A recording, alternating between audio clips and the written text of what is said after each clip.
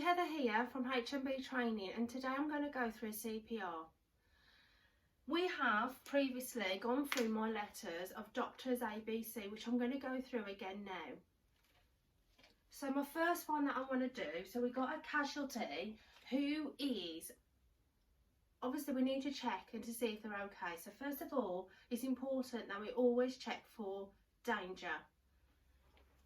So I'm going to check for danger and make sure the area is okay. Once I've checked danger, I'm going to check is that they're okay and they're responding to me. So the next one is response. Talk to them, tap them, and see if we get any verbal response from them or any body shaking from the casualty. We will talk to them in their ear. Can you hear me, Harry? Can you hear me, Harry? If you can hear me, open your eyes, Harry. So if they're not responding and not flinching their eyes and they're not making any verbal, the next one, it's not looking good and I need some help. So we're going to shout for help.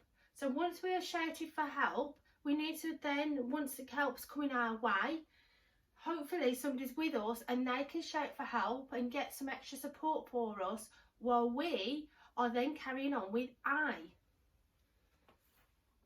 Once we checked, so with I is the airway. So hand on the forehead, hand on the chin, put the head back, is opening the airway. What we are doing is normal position, the head is forward at the moment and the tongue is blocking the airway and blocking it. Tilt the head back, tongue will come up, airway is now open.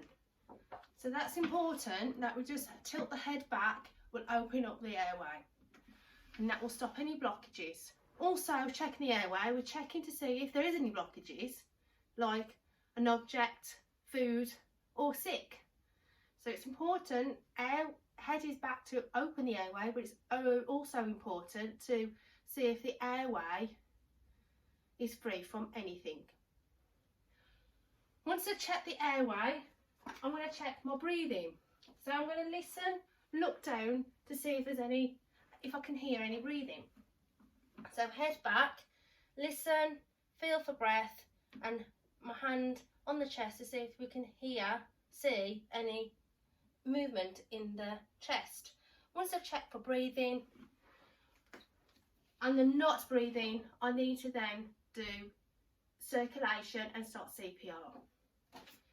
My points to you, I've got 5 good healthy points to tell you how to do CPR correctly. First of all, in a good position in front of our casualty, in line with the casualty.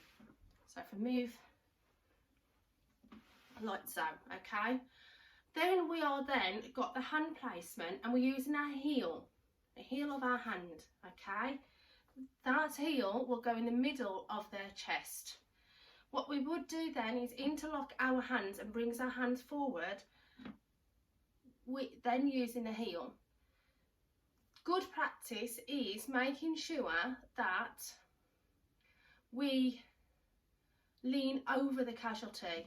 So if I move back here again, I can show you that if I'm not, at the moment I'm leaning back, if we make our shoulders in line with our hand and lean forward, we will then use our body weight. At the moment I'm using my arm weight. If I lean forward, I use my body weight, okay? Point number 4 would be is making sure that we're deep enough.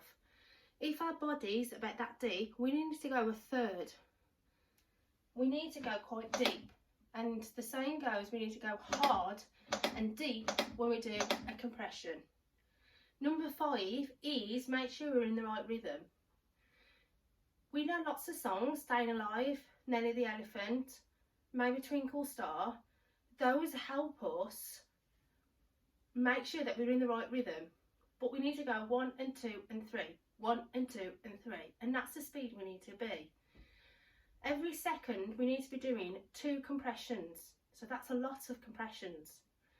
Now I teach and we all know that CPR is compressions plus breaths. So how many compressions do we need to do? So shout that answer to your adult or your teacher. So we do need to do 30 compressions, and then the breaths are, how many breaths do we need to do? So we need to do 2 breaths. 30 compressions and 2 breaths. Okay, when we are doing breaths, it's important that we squeeze the nose, the airway is open, squeeze the nose, make a complete seal over their mouth with our mouth. If there's a little gap with their mouth and air will escape, the chest won't rise.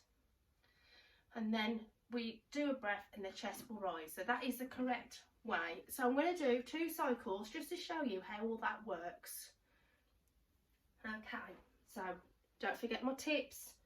So good position, heel on the heel in the middle of their chest, forward, deep enough and quick enough. Okay, here we go.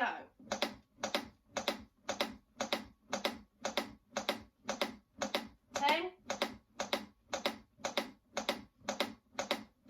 20,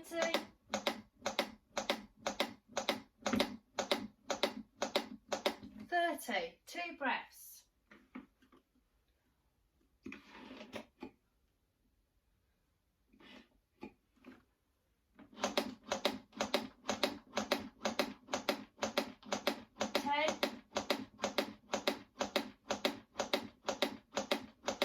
20,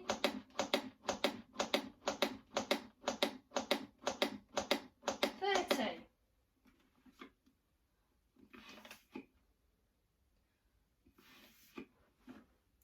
Okay, I hope you liked that and you enjoyed it and you took something away and you all know just one more added skill on how to do CPR. Just a little bit of an add, when we are doing breaths, they need to be slow and steady. Compressions are hard and fast. Breaths are slow, so it's and not okay. So it's slow and steady, hard and fast. 30 compressions, 2 breaths. And don't forget, we need to do the assessment of D for danger, R response, shout for help, A for airway, B for breathing and C for circulation. Don't forget that if they're not breathing and we're established that they're not breathing, if we have not called for help at S, you need to be calling help on C and calling 999. Speak to you soon.